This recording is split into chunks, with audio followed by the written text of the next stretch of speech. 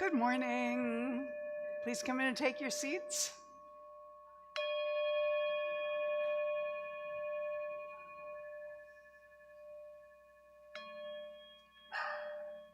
Thank you, Coco. I appreciate your assistance at getting everybody in place. Hi, everybody. Good morning. Welcome to Golden Gate Center for Spiritual Living, and welcome to those of you who are with us online this morning. We're delighted to have you here. This is our picnic Sunday, and so people are getting parked and finding ways to get in here with their food and everything for following the service. But we're delighted that you're all here. So for those of you that are seated, we're going to go ahead and get ready to begin, which means that the first thing you need to do is stand up and walk around and say hello to everybody. And introduce yourselves to those you don't know, welcome each other, and welcome those back that you haven't seen in a while. And for those of you that are online, take a moment, give yourself a hug. Get a cup of coffee or tea, settle in just a moment. We'll be back to sing the opening song.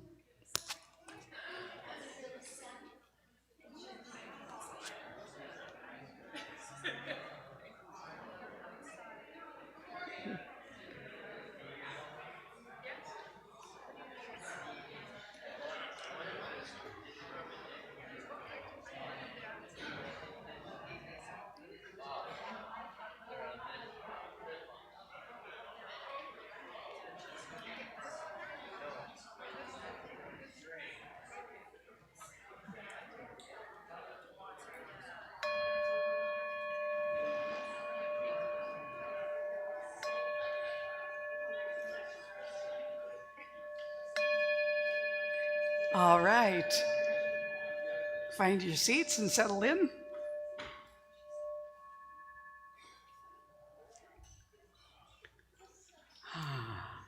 I don't think I said, I'm Reverend Mary Murray Shelton. I'm the community spiritual leader here. In case I didn't say that, in case you don't know who I am, that's who I am. And as we move forward now this morning, the next thing we're going to do is sing together. So today we have Amy Steinberg with us from back in North Carolina. Now, Amy has been, well, her parents got her studying music and theater when she was 4 years old. So she's been doing that for a long time, writing and performing music. And she is based in Asheville, North Carolina. She's the creatrix of an online spiritual community called House of Love and Light. She's also a prolific painter and artist. So she loves doing videos for us. Someday I hope she actually gets out here from North Carolina.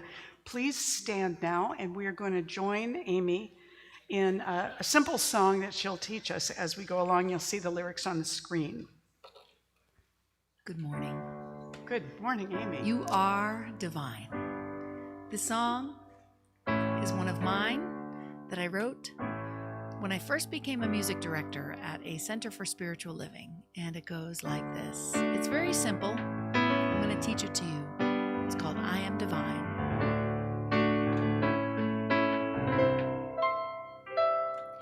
The light of love shines through me. The light of love shines. The light of love shines through me. I am divine. My mind lives peacefully. Peace is in my mind. My mind lives peacefully. I am divine. It's easy, you got it? The light, come on, of love, hey, shines through me. The light of love shines. The light of love shines through me. I am divine. I am divine. My mind lives peacefully. My mind lives peacefully. Peace is in my mind. My mind lives peacefully. I am divine. I am divine. So I wonder if you've got it by now. If you can join me singing The Light of Love. Here we go. 1, 2, 3. The light of love shines through me. You got it. The light of love shines. The light of love shines through me. I am divine. My mind lives peacefully. My mind lives peacefully. Sing it with me. Peace is in my mind. Come on. My mind lives peacefully. I am divine. I am divine. Turn to somebody, say, you are divine. You are divine. We as a community, come on. We are divine.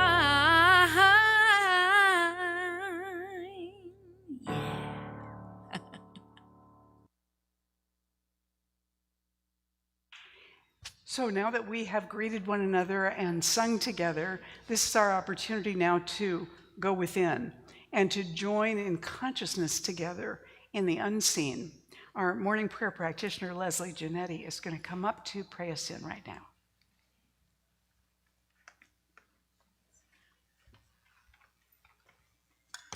Oops.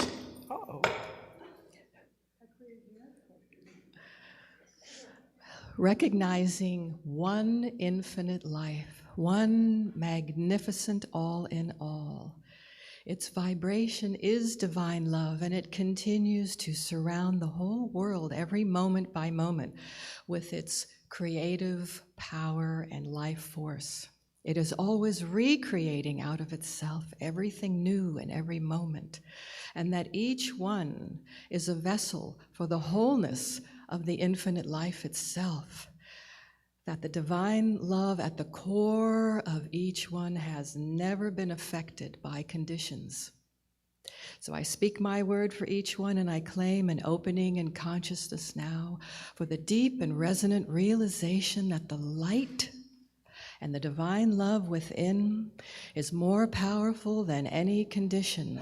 It covers the earth and the world every moment with the vibration of wholeness and life. Through humanity, it is the light of divine love which inspires each one to a deeper creative expression, our more whole self-expression. And in today's service, every word that Reverend Mary speaks is divine love in action. It unfolds as divine order through each person, each place. Everyone watching this service today will feel the absolute power of the infinite love, the infinite life, the infinite wisdom.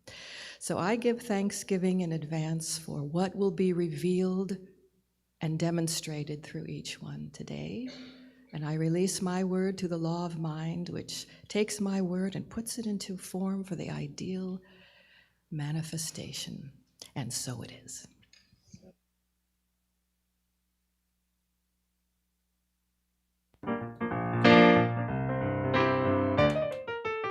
This is a song of mine called Power. There's a power in a seed, reminding itself how to become a tree. There's a power in a cell, and it's capable of making a you or a me. There's a power in a word, vibrating at a frequency. And there's a power inside that power, inside that power is love, love, love, love, love. That's your part. You can sing it with me. Love, love, love, love, love. You got it. And you can feel it revealed when an open, broken heart begins to be healed. It breaks like the sky when a long, dark night starts spinning on the wheel of the world. Watch it rise. Out of the ashes comes another day of bright light shining through your eyes. So much surprise every time we fall in love, love, love, love, love. Sing it with me. Love, love, love, love, love.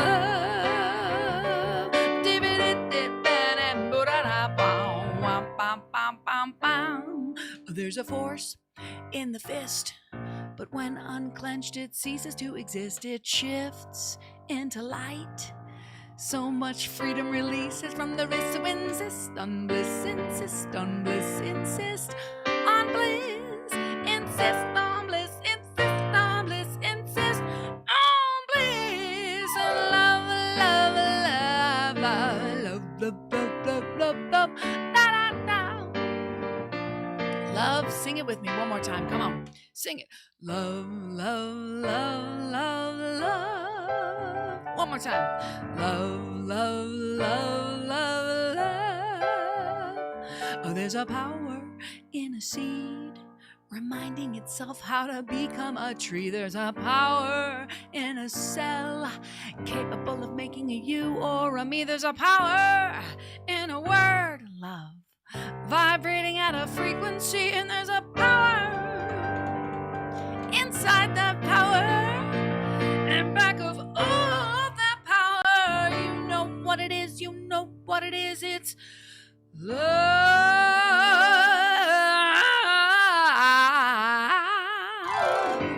It's love, and I love you.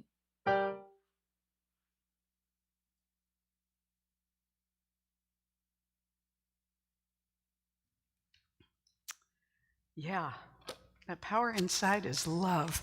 So this year's theme is rising higher, growing deeper. So connecting more fully with all that is and sending our roots down deep into our lives, pulling up that nourishment and doing that as a community. So all of Centers for Spiritual Living are looking at that during this year. And then this month of August, our theme is On the Wings of Love. So last month, we were going deep into our own center. And this month, we're looking at how that consciousness of love actually lifts us. It actually develops a deeper sense of community with all that is. And so today, I'm going back in time to a book that was written by Jerry Jampolsky in the 80s, Love is Letting Go of Fear. And you can see that this little fellow that is not in the circle with the other kids, he feels a little hesitant to go over and join them. Their circle is kind of closed, and he doesn't know if they're going to reject him or not. And their little circle is very comfortable kind of being closed there to anybody else. They have a choice to make as to whether or not they will let anybody in. Both of those actions, his going over and asking to be included, and their choosing to include him, those are both activities of love. And what could stop them from doing that is fear. The fear that we feel when we're apprehensive that we might be rejected or mocked or abandoned is, interestingly, a made-up fear. It's based on our experience as human beings, but it isn't one of our innate fears. They say that little babies, little tiny babies, are only afraid of two things: falling and very loud noises. Other than that, they greet everything with love and enthusiasm, pretty much. But then, over the course of our lives, we are taught to fear certain situations or people or things by adults around us or our friends or siblings. And also, we become fearful of certain kinds of experiences.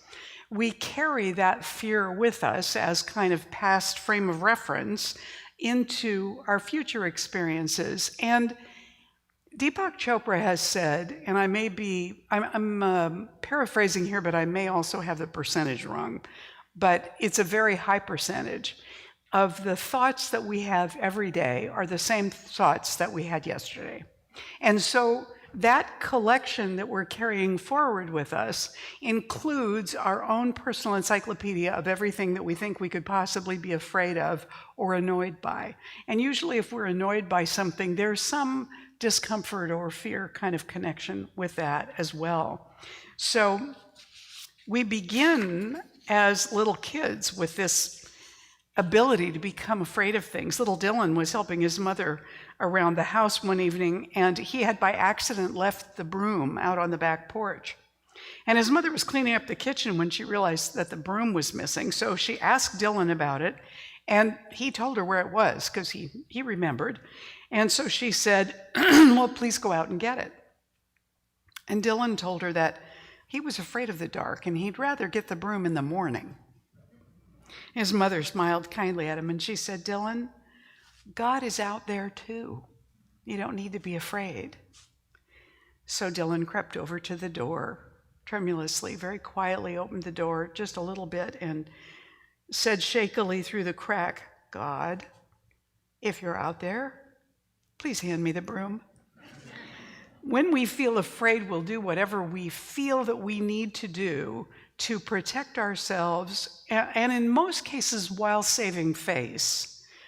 In some situations, if we're truly afraid for our lives, then saving face is not an issue. But for most of our life, most of the stuff that we get worried or afraid about isn't anything that is life-threatening. Not really. It's more emotionally threatening.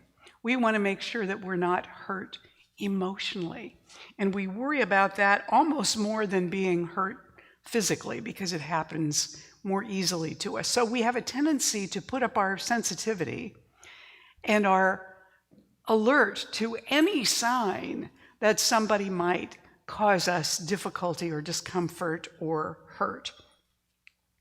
This fellow is definitely an exaggeration of fear, but at the same time, his picture, we know exactly what this person is feeling when we see him. Yes, he is kind of a stereotype, but this is fear, right? And so there is a downside to fear. Now, if our life is definitely threatened in one of those rare occurrences, then fear doesn't really have a downside. It's there to keep us alive. But most of the time, as I said, what we're fearing doesn't come into that category. So the downside of fear is that it immobilizes us. It leaves us stuck, and it limits our effective responses because when we're fearful, the mind that has reason kind of shuts down, which means that not only are we immobilized, but we don't have access to a range of responses that might be more effective or more accurate. We get stuck in this reinforced idea that we are victims, or we could be victims, or victimization might be coming. So we feel vulnerable. We are reinforced in the idea that we are the victim here, or potentially the victim here. And it does also increase our defensiveness and also our resentment that the situation has even shown up. We don't want this person to evoke this discomfort in us, so we think they should behave differently. Yeah? John Burdett said, your fear of letting go prevents you from letting go of your fear of letting go. Jack Kornfield, a meditation teacher over at Spirit Rock, says, letting go is not the same as aversion, struggling to get rid of something. We cannot genuinely let go of what we resist. What we resist and fear secretly follows us even as we push it away. To let go of fear or trauma, we need to acknowledge just how it is. We need to feel it fully and accept that it is so. It is as it is. Letting go begins with letting be. So when we're letting go in a particular situation where we feel fearful we're going to be rejected or criticized or something like that, in that moment, in that fear, rather than getting paralyzed, we can first recognize what it is. I'm afraid. Okay, I'm afraid. I'm feeling afraid right now. So let me just recognize that and own it. That's what I'm feeling. Thich Nhat Hanh said, fear is an element that prevents us from letting go. We're fearful that if we let go, we'll have nothing else to cling to. Letting go is a practice. It's an art. One day when you're strong enough and determined enough, you'll let go of the afflictions that make you suffer. So In A Course in Miracles, which is what actually led Jerry Jampolsky to write the book, Love is Letting Go of Fear. In A Course in Miracles, it says, every loving thought is true. Everything else is a cry or a call for help and healing. Every loving thought is true. So that's true not only as we project it outward toward others, but it's also true of us. In the moment when we feel afraid, we can recognize that this feeling we're having is an appeal for help or healing. Is there a part of us that can respond to that call for help even when we feel afraid? I put an affirmation in my little book, Nourishing Thoughts. My fear cannot harm me. I can feel fear and still be effective. Because I wanted to address the fear that I could feel in terms of stage fright at that time. And that was a useful thing for me to recognize, that I could do my work even if I was feeling nervous and self-conscious and afraid. It would be possible for me to do my work if I just let myself feel it, but go ahead anyway, you see. So that fear becomes more important as a flashing yellow light than as a red stoplight.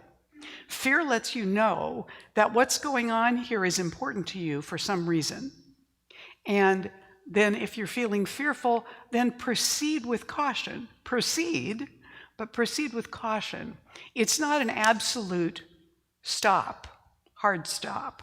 It doesn't need to be. So we want to move from this guy to a place where we have the opportunity to actually let go of some of that fear.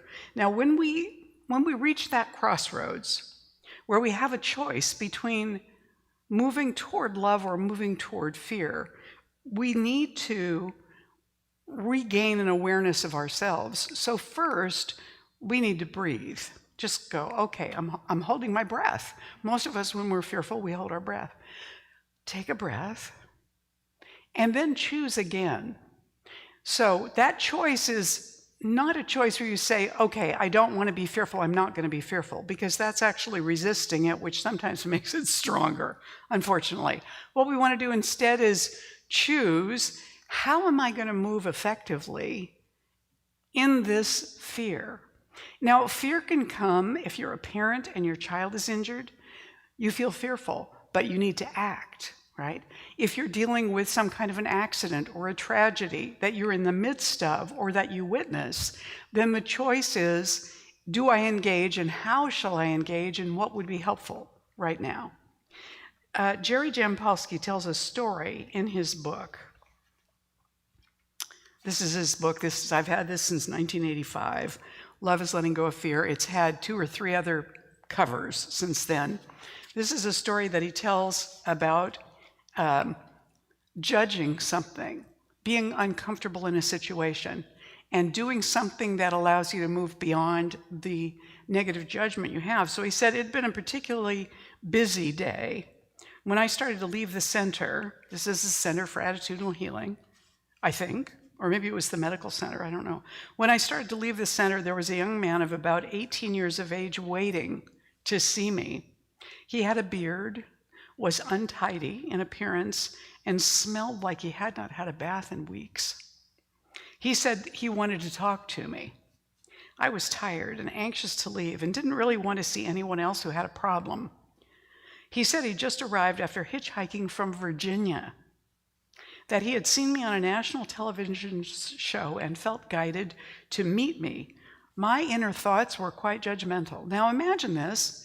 It's at the end of a long day. He's been dealing with people who are dealing with life-threatening illnesses and traumas all day long. And now, at the end of the day, when he's looking forward to going home and relaxing, this person shows up that he doesn't have an appointment with. He's never met him before. He doesn't look great, and he smells awful. He said, my inner thoughts were quite judgmental. He must be quite disturbed to come across the country to meet me because he saw me on television. His request to see me seemed like a demand and an attack. I told him I had another appointment that evening and that I could see him the next day if he thought he could wait. Otherwise, I would stay and see him. He said he could wait. The next day, he was not able to be specific about what he wanted to say, except that there was something in my eyes that made him want to see me. Since neither of us seemed to know why he was there, I suggested that we meditate together and that perhaps we might get an answer. As we meditated, I was surprised to hear a clear inner voice state, "This man came across the country as a gift to you, to tell you he saw perfect love in your eyes, something you have difficulty seeing in yourself. Your gift to him is to demonstrate total acceptance to him, something he has never experienced in his life."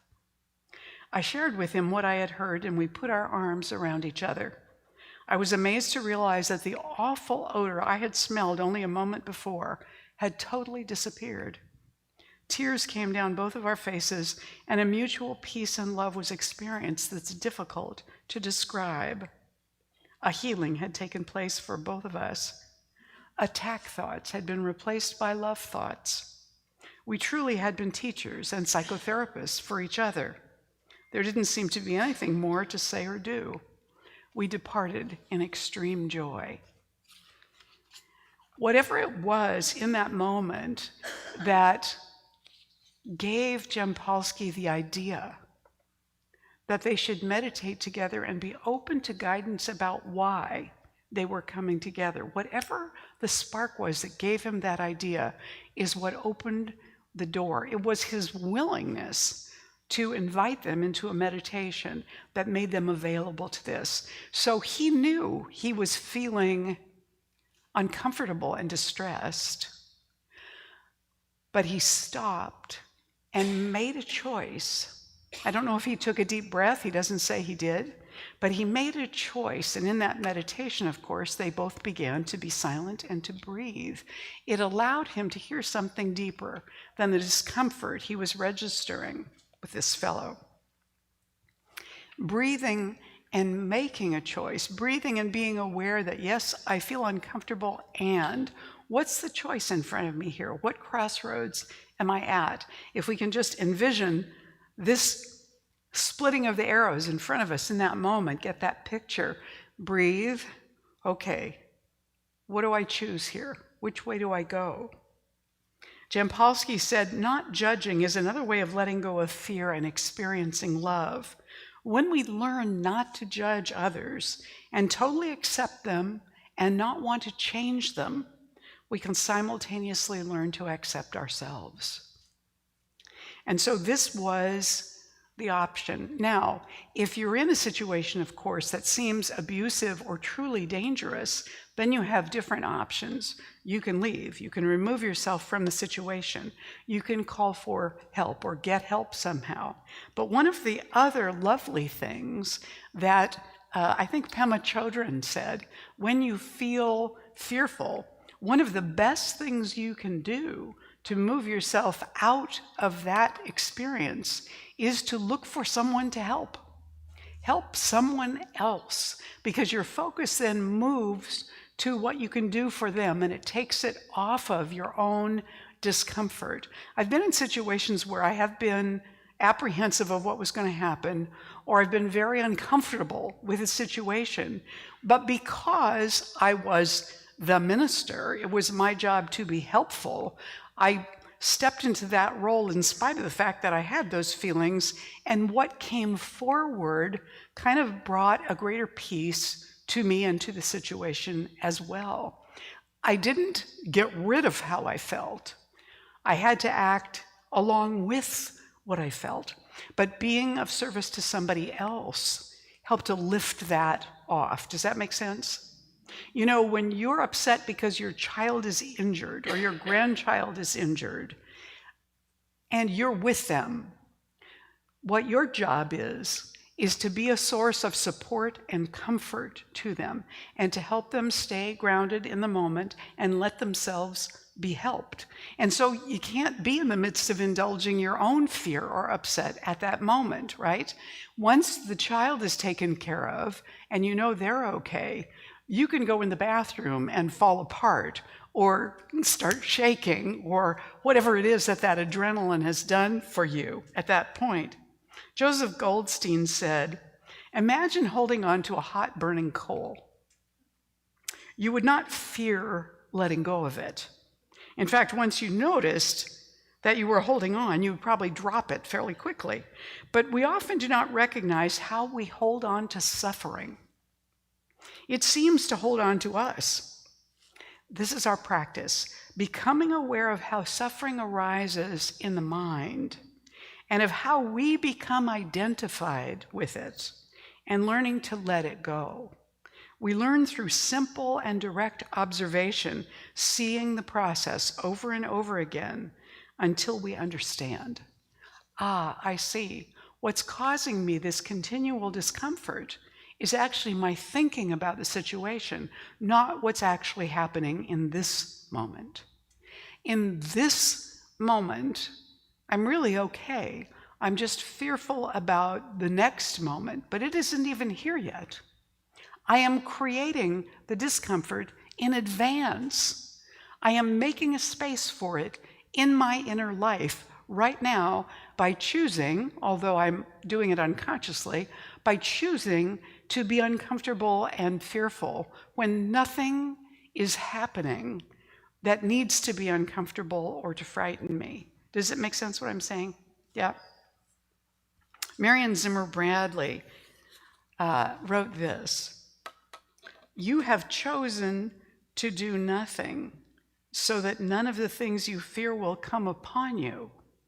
So your choices are not made by you, but by the fear. And so when we go in that direction, what we discover is that the fear itself is taking over and leading the way, and while we're hiding back in the corner. It's making all the decisions, but it's not the best part of us to be making those decisions. It's just what's out in front. And so we can help ourselves by remembering all the many things that we have worried about needlessly in the past that never came about. Now, I've asked this before. How many of you are good at worrying? I have a PhD. I was taught by a master.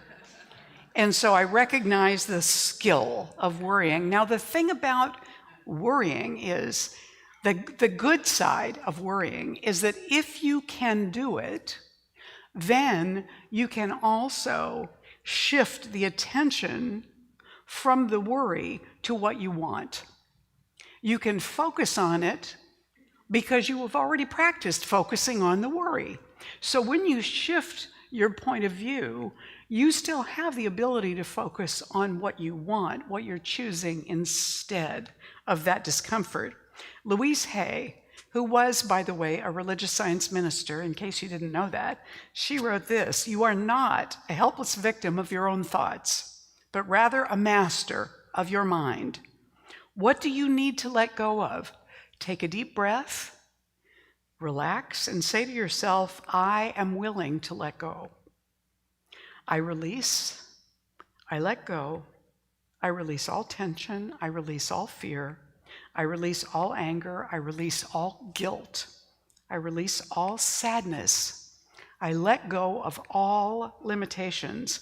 I let go and I am at peace. I am at peace with myself. I am at peace with the process of life. I am safe. And those positive affirmations remind us of the truth. Now, we can say those things and still feel discomfort or still feel fearful.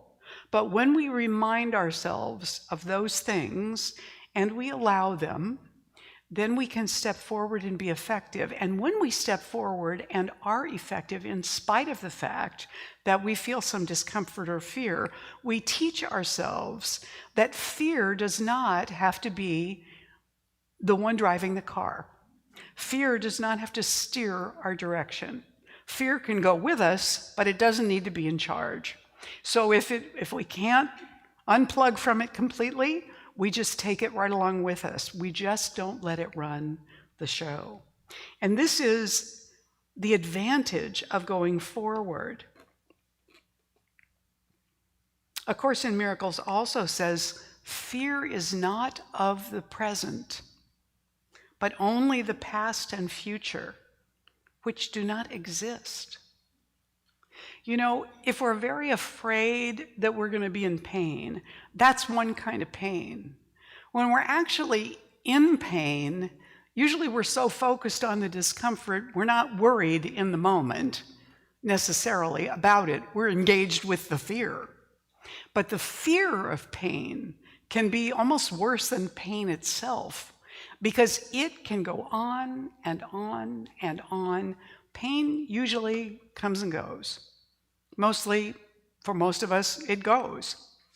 So we come back to our founder, Ernest Holmes, talking about love and fear himself in our philosophy. And he says, amidst the din and uproar of our lives, the accumulated fear, doubt, and confusion of the ages, there has always been and will always be a still, small voice within that seeks to proclaim itself through us.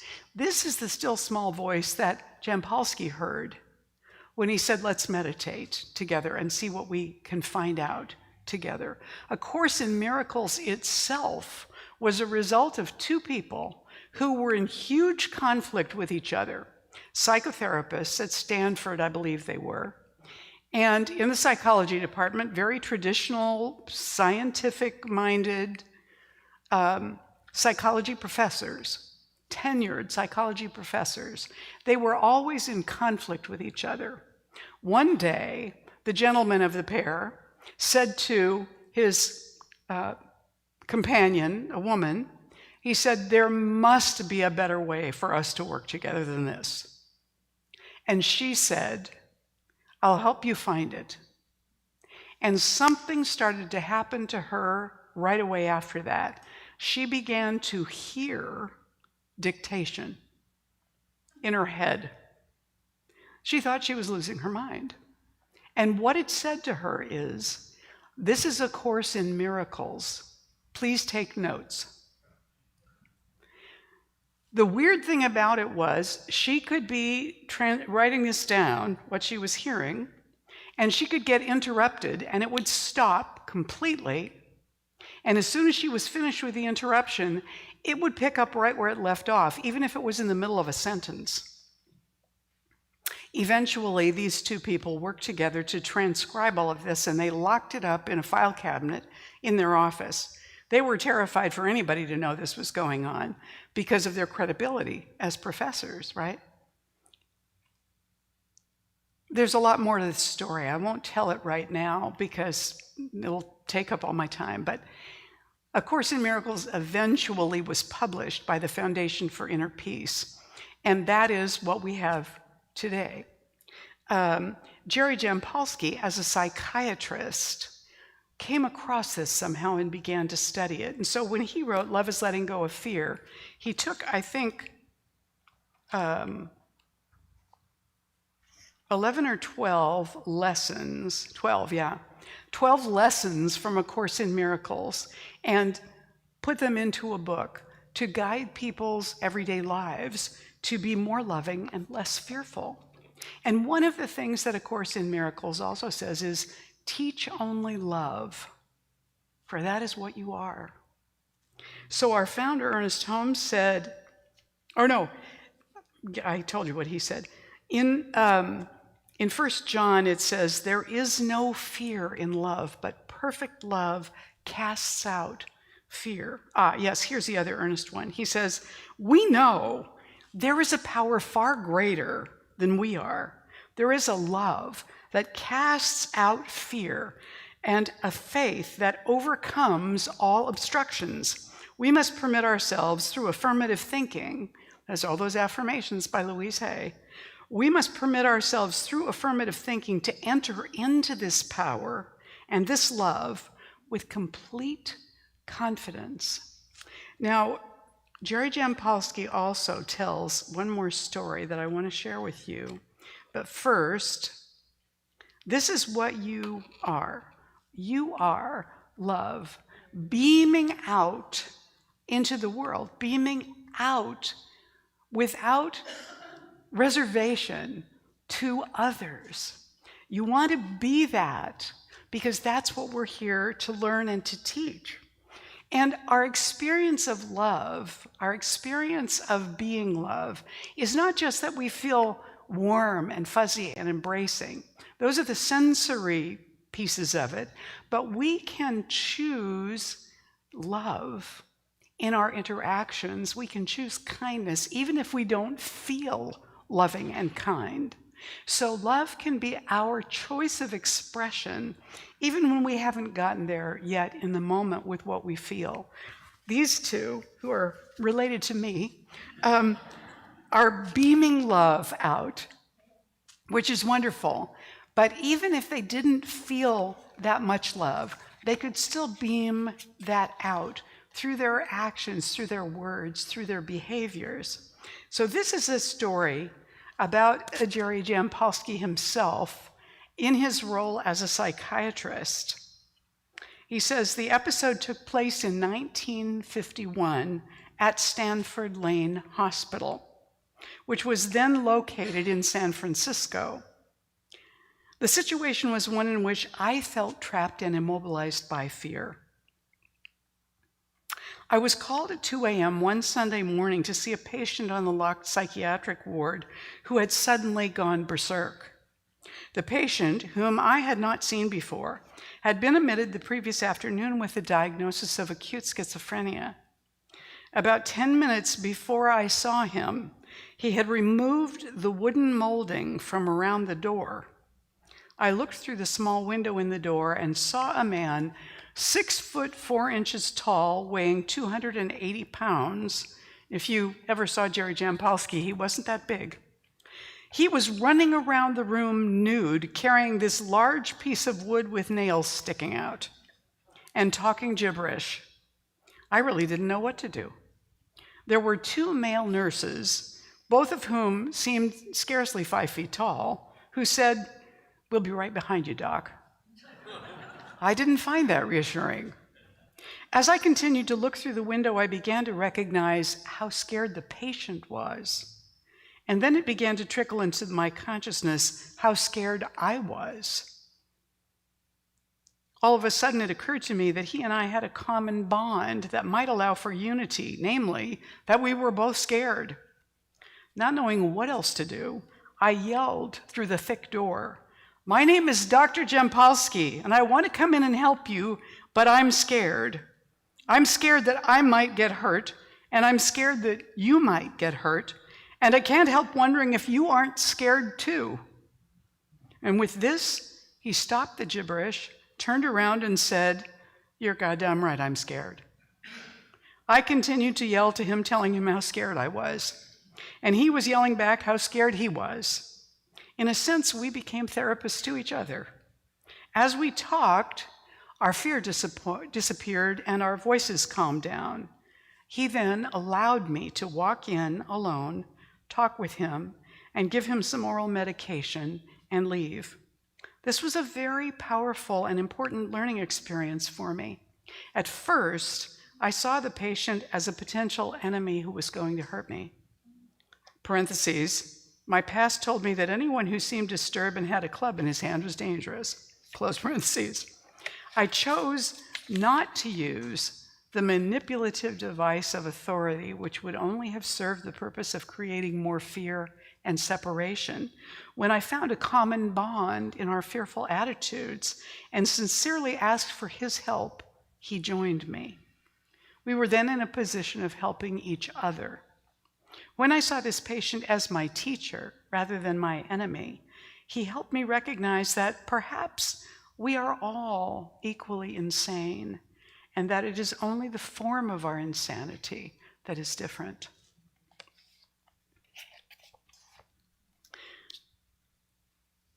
Yes, we have the potential, the capability of being fearful. It's part of our human condition. But the fact that we experience that sensory input shouldn't be the thing that makes the decision about whether this situation truly is something that deserves fear or not. Instead, this is our opportunity to breathe, to think, to choose again, and to teach ourselves love, because that's what we're made from. Namaste.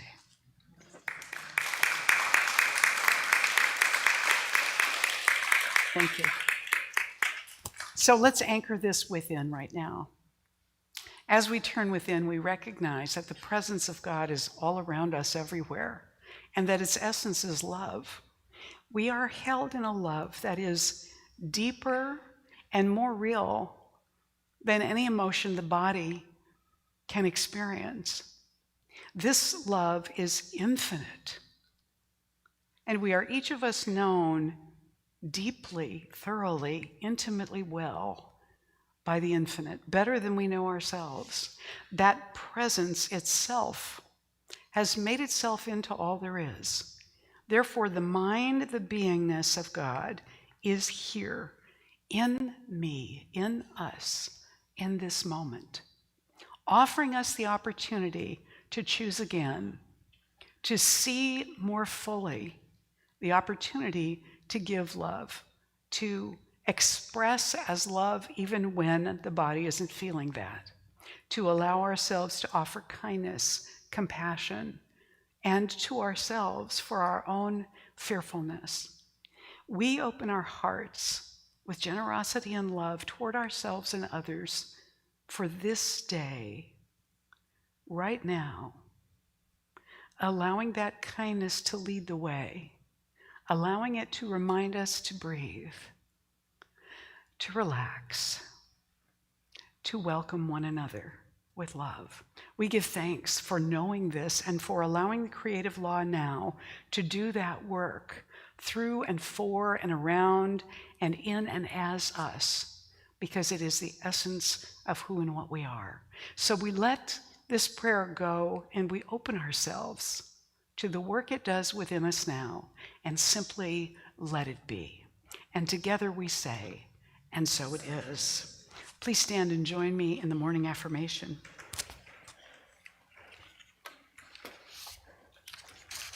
We speak this out loud together. You at home too, say it out loud.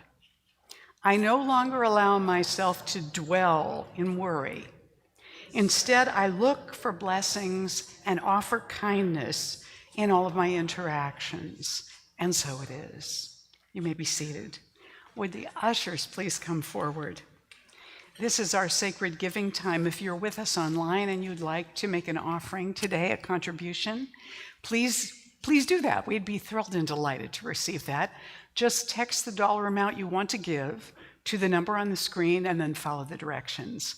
And we're blessing your offering as well as everything being given this morning in this room and everything that Golden Gate has received over this past week in prayer, in service, in financial contributions. So we're going to bless these offerings together right now as we say together, and put your hands over your heart with your gift if you're giving a gift today, or hold it in your hands with your loved one if you're doing it together. And we say this blessing. This gift I give is God in action. That means us too. We are the gift.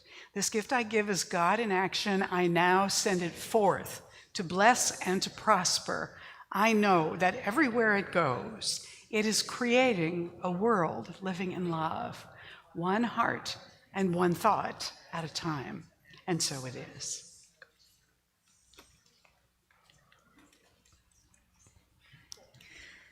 Thank you so much for having me, Golden Gate.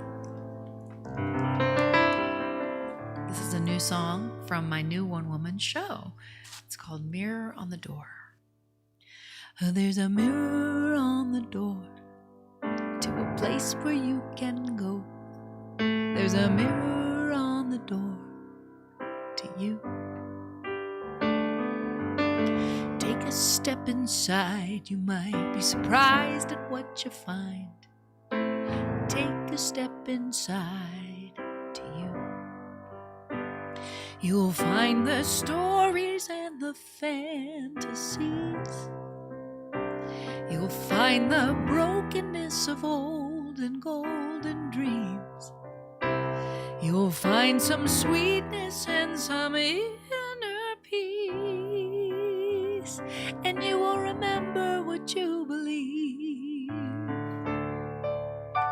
You believe that love can heal and dreams come true, and you believe in me as much as I believe in you. So dream your dreams until they come true, and then dream something new. I believe in you.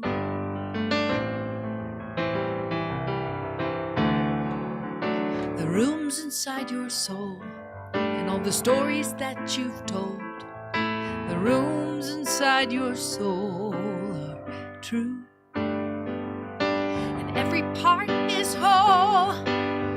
You perfectly unfold, yes, every part is whole, and you'll find the madness and the memories. You'll find an endless stream of infinite possibility. You'll find the person that you used to be. You'll find me, and you will remember what you believe. You believe that love can heal and dreams come true. You believe in me as much as I believe in you. So dream your dreams until they come true, and then dream something new.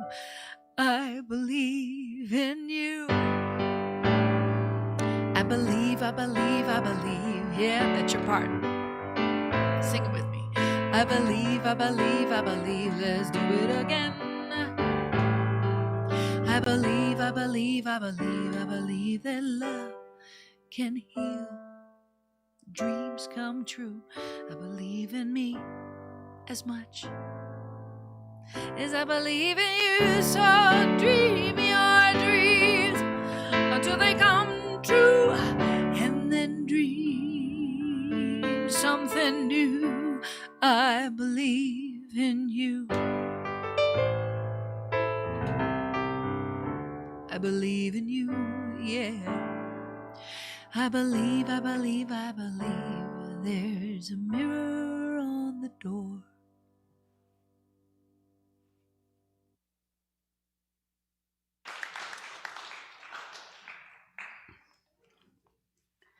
So now all of us here, on behalf of Golden Gate Center for Spiritual Living, do accept this offering and send it out into the world to seed more love. And so it is.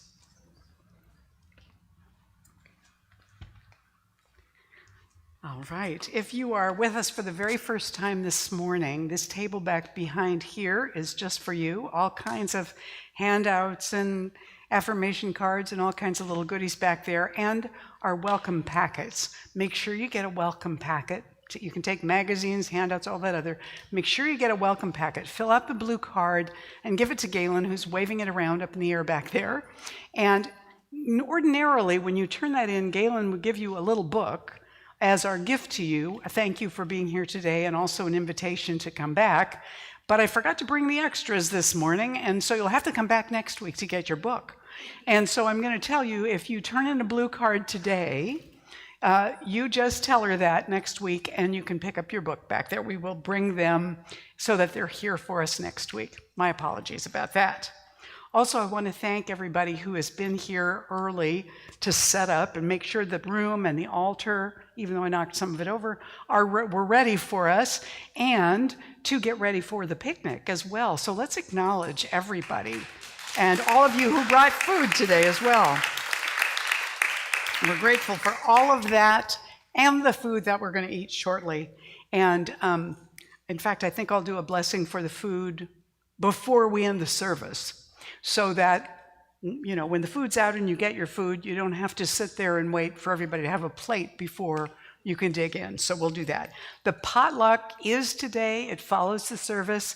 We're going to be sitting out on the patio out there. I guess you probably have to take your own chair, because the tables are already set up. Take your own chair. out there and fill it in. The food will be inside, so it won't be in the heat, which is excellent because I brought mayonnaise. And so we'll have our picnic immediately afterward. Please stay and enjoy it, even if you didn't know this was coming today. I think there'll be plenty of food. There usually always is. All right. Also, the Coffee and Faith sharing is coming up on Wednesday this coming week at 10 a.m. at Cafe Aroma, which is on 4th Street in San Rafael, and is facilitated by our own Leslie Giannetti. You can talk to her if you have questions about that event. Also want to let you know something exciting is coming. On the 24th of August, I'll be up in Bellingham for my little grandson's first birthday. And so Steve Behrman is going to be speaking that morning. He is not doing Swami Beyondananda. He's being Steve Behrman. Now, Steve Behrman authored with Bruce Lipton, who is a biologist, Spontaneous Evolution, Our Positive Future, and a Way to Get There from Here. And it's quite an interesting book. Steve Behrman had an extensive background in political science and sciences. And so these two wrote this book together. So he's going to be speaking on the 24th for me, and he will be good to experience. So you don't want to miss that. Also want to let you know that Center for Spiritual Living does have its own World Ministry of Prayer, but it now has a new telephone number. So if you are ever inclined to call or email the World Ministry of Prayer, the email is the number 1, prayer@csl.org. And the phone number is 424-235-4326. That is available all the time. There are practitioners from all of our different churches who participate in being available for that World Ministry of Prayer. So feel free to use that. Also want to let you know, I did mention at our town hall meeting last week that in September we're going to start a book study, and Pauline Franz, who's right here, is one of the people who has offered to host that, but all of you can't go to Pauline's house. So we will have sign-up sheets back here on the activity table, not this morning, but if you would like to facilitate a group or host a group at your house, that is going to be on the book, How to Use the Science of Mind. Now, right now, that book is available if you go to the website, which is shop.csl.org /new-release. This is a new release with a new foreword and a slightly upgraded format, but it's the same material of Ernest Holmes' book, How to Use the Science of Mind, and that's the book we're going to use for this book study. So you can get a paperback for $10.99 or an ebook for $6.99 right there, and that is the newest published version of that book. I encourage you to consider getting that if you don't already have a copy of the book. So, practitioners, would you please surround the room? And first I'm going to do a blessing for the food, and then we'll do a treatment for remembering that we are the presence of love and carrying that forward into our week. So let's think about, as we close our eyes, let's think about all the wonderful food that we're about to enjoy, all the salads and desserts and all the barbecue, whether it's hamburgers or hot dogs or veggie burgers or something else. We just bless all of that. We bless the coffee and tea that are already back out there. We bless the entire process of sharing this meal together with great joy and gratitude. And we know that we are that presence of love being expressed through the food, through the conversation, through the opportunity to spend time together.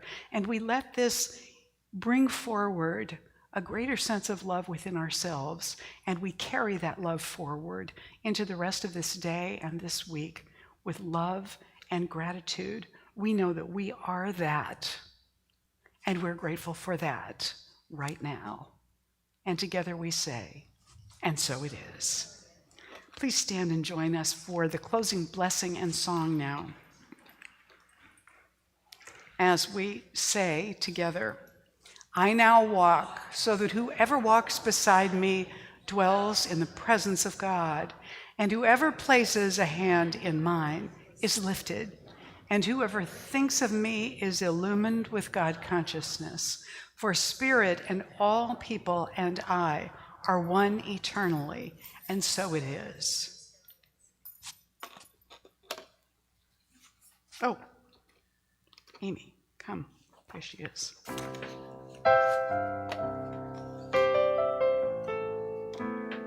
Love, sweet love, This is a pretty easy one. surrounds me now.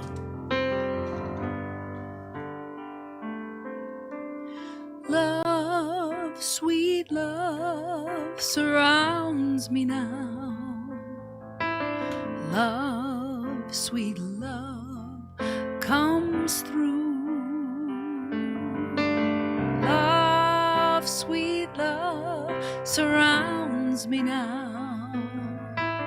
Love is the only truth. Love is the only truth. Love, sweet love, surrounds me now. Love, sweet love, surrounds me now. Comes through. Love, sweet love, comes through. Love, sweet love, surrounds me now. Love is the only truth. Love is the only truth. Love is the only truth.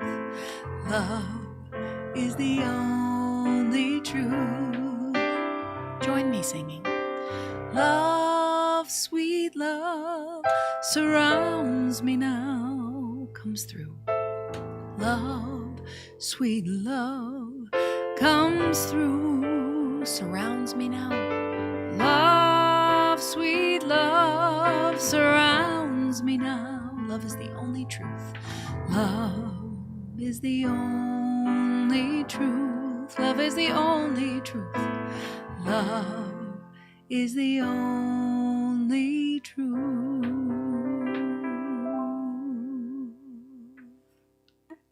And that is that today is Paula Yu's birthday. And so, and it's Abigail's birthday too. Oh, wow. It's also Abigail's birthday. So we have a fantastic sheet cake that Reverend Judith got for us this morning, and it probably says Paula on it, but it's for you too, Abigail, and everybody can enjoy some. Let's sing them happy birthday. Happy birthday to you.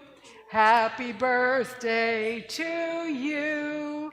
Happy birthday, Paula and Abigail. Happy birthday to you. Woo-hoo! And so it is.